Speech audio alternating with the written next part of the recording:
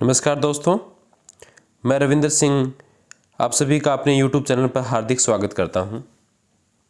आज हम लोग डिस्कस करेंगे कि रीट मेंस अध्यापक भर्ती परीक्षा में अलग अलग विषयों पर कुल कितनी आपत्तियां लगी है तथा उन आपत्तियों का मेरिट पे क्या प्रभाव रहेगा।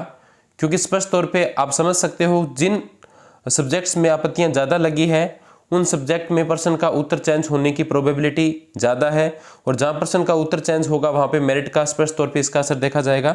तो हम सबसे पहले ये डिस्कस करते हैं कि कौन कौन सी सब्जेक्ट में कुल कितनी आपत्तियाँ लगी है। इसके बारे में अगर हम चर्चा करें तो आप देखोगे ये आज की न्यूज़ है। देखिए दैनिक भास्कर जयपुर फ्रंट पेज है, ये सोमवार 3 अप्रैल की न्यूज़ है, आप देख सकते हो। यहाँ पे लिखा हुआ है लगभग कि अध्यापक भर्ती परीक्षा 2022 में जो आपत्ति है उसकी बात हम कर रहे हैं यहाँ पे। तो आप लोग देखोगे कि लेवल फर्स्ट के अंदर आप देखोगे यहाँ पे कि लगभग 19,010 आपत्ति यानी लगभग 19,000 आपत्तियाँ लगी है। साइंस मैथ की बात करें तो 10,365 आपत्तियाँ लगी है। सामाजिक अध्ययन की बात करें तो 6,859 आपत्तियाँ लगी है। हिंदी में देखें तो सर्वाधिक, ये नोट करना आप, हिंदी में सर्वाधिक 30,950 आपत्तियाँ लगी है, लगभग 31,000 के आसपास आपत्तियाँ लगी है। संस्कृत में 3,671, अंग्रेजी में 3,258, उर्दू में 3,671, पंजाबी में 2,062, सिंधी में 79 और कुल मिला के ये आप मान सकते हो कि 77,939 यानी 78,000 के लगभग आपत्तियां हैं। और पर कैंडिडेट अगर इसका 100 रुपये चार्जेस लिया जाता है तो लगभग 78 लाख रुपए की इनकम बोर्ड को सिर्फ आपत्तियों से प्राप्त हुई है। देखिए यहाँ पर सरकार द्वारा ये बजट में अनाउंस किया गया है कि अभ्यर्थियों से परीक्षा शुल्क नहीं लिया जाएगा, जबकि बोर्ड सिर्फ आपत्ति के नाम पे विद्यार्थियों से 78 लाख रुपए की आमदनी कर रहा है। तो ये दो विरोधाभास लग रहे हैं, इसमें थोड़ा सा सुधार करने की आवश्यकता है। मैं ये नहीं कहता कि शुल्क बंद कर दो, क्योंकि हो सकता है कि इसको फ्री करने से अभ्यर्थी बिना मतलब के क्वेश्चनों पर आपत्ति लगा दें, लेकिन बोर्ड को ऐसा प्रावधान करना चाहिए कि अगर किसी स्टूडेंट द्वारा लगाई गई आपत्ति लीगल है और उसका आंसर उसकी वजह से चेंज होता है तो ये बोर्ड की गलती मानी जाए और बोर्ड की गलती मानने की वजह से उस क्वेश्चन का आंसर उस क्वेश्चन का आंसर चेंज होने के बाद अभ्यर्थी को उस क्वेश्चन के लिए रिफंड दिया जाए। चलो इसके बाद हम डिस्कस करते हैं कि जो आपत्तियां लगी है उसका मेरिट पे क्या प्रभाव पड़ेगा।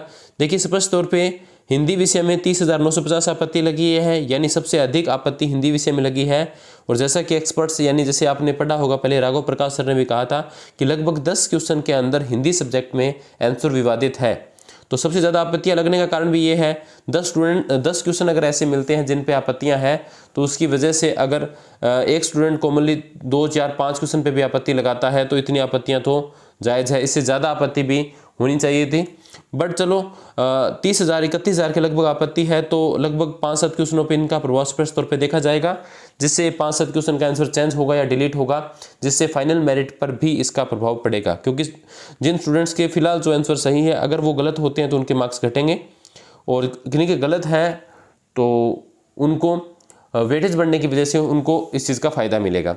इसके बाद आप देखोगे साइंस मैथ के अंदर भी लगभग 10,365 आपत्तियाँ हैं, जो कि जिस प्रकार का आंकड़ा शुरू में बता रहे थे उसके अकॉर्डिंग काफ़ी कम है। क्योंकि लगभग ये बता रहे थे 14 से 15 क्वेश्चन विवादित है, उसके बावजूद भी सभी विद्यार्थियों को मिला के अगर 10,365 आपत्ति है तो कोई ज़्यादा संख्या नहीं है। इसका मतलब ये है कि लगभग 4 या 5 क्वेश्चनों पर इसका प्रभाव देखने को मिलेगा। इससे पहले भी बोर्ड के अंदर काफ़ी बार आपत्तियां देखिए, आप देखिए अध्यापक भर्ती परीक्षा ने रिकॉर्ड बना दिया, रीट ने हर बार रिकॉर्ड बनाया है, इस बार आपत्ति में भी रिकॉर्ड बनाया है। अब तक जितनी भी भर्ती परीक्षाएं संपन्न हुई है उसमें सर्वाधिक आपत्ति अध्यापक भर्ती परीक्षा 2022 पे लगी है। इसके बाद पीटीआई का नंबर आता है, उसके बाद बेसिक कंप्यूटर अनुदेशक का आता है, उसके बाद वीडियो और लाइब्रेरियन का आता है। इसके बाद नेक्स्ट अपना जो डिस्कशन का पॉइंट रहेगा वो ये रहेगा कि फाइनल आंसर की इसकी कब तक आ सकती है। कुछ बच्चे ये पूछ रहे हैं सर फाइनल आंसर की आएगी या फाइनल रिजल्ट के साथ ही आएगी, तो उनको मैं बता देता हूँ कि फाइनल आंसर की फाइनल रिजल्ट के साथ ही आएगी और फाइनल रिजल्ट बहुत जल्दी लगभग 1 हफ्ते 10 दिन के अंदर अंदर आपको देखने को मिल जाएगा। ऐसा आपने बोर्ड अध्यक्ष का बयान सुना होगा कि अप्रैल एंड तक रिजल्ट की बात कर रही हैं, लेकिन मुझे जहाँ तक लग रहा है 15 अप्रैल तक निश्चित तौर पे आपका रीट अध्यापक भर्ती परीक्षा का 2 गुना का रिजल्ट आपको देखने को मिल सकता है। क्योंकि आप देखो अधीनस्थ बोर्ड का हमेशा से इतिहास रहा है कि 2 गुना का रिजल्ट बहुत जल्दी जारी करता है। पीटीआई भर्ती का भी लगभग 20 दिनों के अंदर 2 गुना का रिजल्ट आ गया था। तो पूरी उम्मीद है कि 15 अप्रैल तक आपको अध्यापक भर्ती परीक्षा की 2 गुना की कट ऑफ अर्थात 2 गुना का रिजल्ट देखने को मिल जाएगा। इसके बाद नेक्स्ट हम अपना डिस्कशन रहता है कि क्या पदों की संख्या 60,000 होगी। देखिए कैंपेन चल रहा है यूट्यूब पे, ट्विटर पे आप देख रहे हो, लोग ट्वीट कर रहे हैं कि 3rd ग्रेड भर्ती परीक्षा के अंदर लगभग 60,000 पदों को बढ़ाना चाहिए क्योंकि शिक्षा विभाग के अंदर पदों की संख्या खाली है।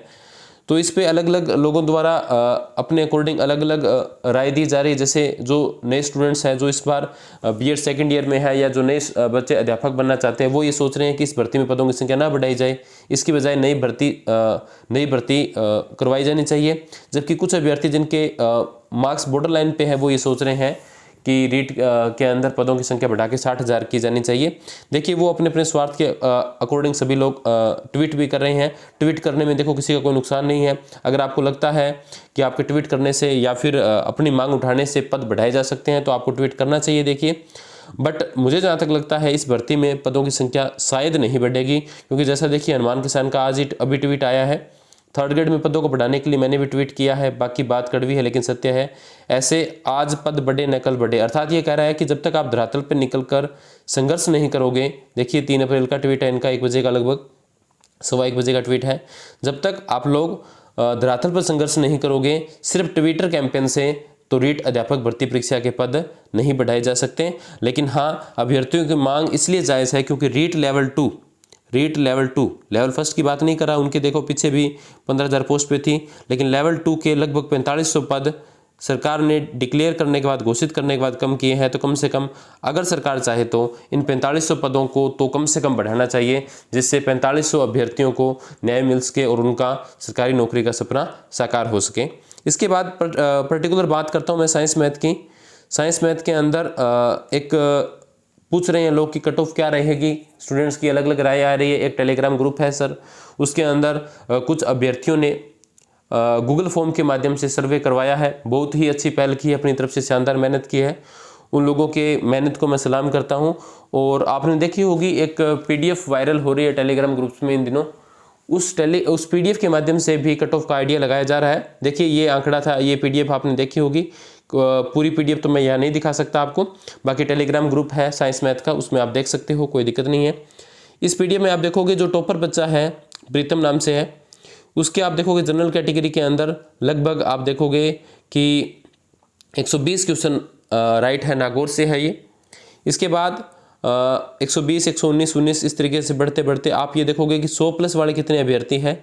तो मैंने पूरी वीडियो यहाँ पे नहीं शेयर की है, आप देखोगे 100 से ऊपर वाले अगर आप देखोगे तो लगभग 520 देखिए अजय पाल सिंह है EWS कैटेगरी में, और इनके मार्क्स आ रहे हैं 100.33 क्वेश्चन इनके करेक्ट हो रहे हैं। तो 100 से ऊपर इस पीडीएफ के अकॉर्डिंग 520 कैंडिडेट हैं। देखिए मैं ये मानता हूँ कि ये पीडीएफ सभी स्टूडेंट्स तक नहीं पहुँची है, लेकिन हो सकता है जैसा कि ग्रुप्स में बताया जा रहा है लगभग 50% बच्चों को इस पीडीएफ ने कवर किया है। हो सकता है इनमें कुछ फेक कैंडिडेट भी हो।